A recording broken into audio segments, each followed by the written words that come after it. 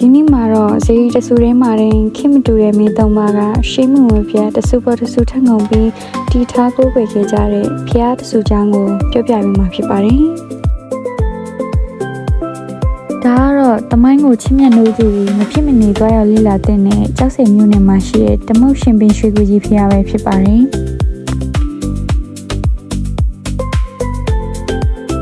မြောက်ထဲမှာနှစ်ပေါင်းများစွာကွယ်ပြောင်းနေခဲ့ပြီးမှ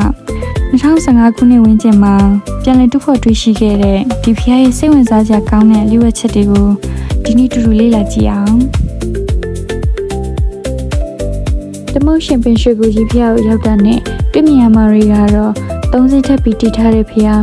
အလွန်စိတ်ဝင်စားစရာကောင်းသောအင်္ဂလိပ်ကနုတ်ပန်းလက်ရာတွေနဲ့ပြူခိကအယိုးတွေပဲဖြစ်ပါတယ်။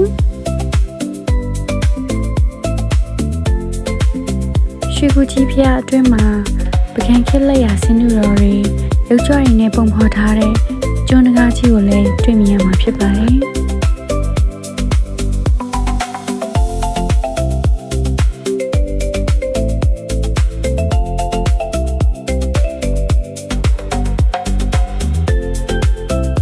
ပင်ရခက်လျောင်းတော်မူအပြင်ပကံဟန်ဆင်းနူတော်ကြီးကိုလည်းထပ်မံဖူးမြော်တွေ့ရှိအောင်ပါပါ။ပင်ရခေထက်ဆင့်ကုန်စီတော်ကြီးနဲ့အင်္ဂလိပ်ဖြောကန်ရှီဟောင်းရည်ရင်းတို့ကိုထပ်မံလေ့လာတွေ့ရှိနိုင်ပါတယ်။သမုတ်ရှင်ပင်ရွှေကူကြီးဖျားဟာလွန်ခဲ့သောနှစ်ပေါင်း800ခန့်ကကျွန်တော်တို့ပူပွားရဲ့ဘိသုကပညာ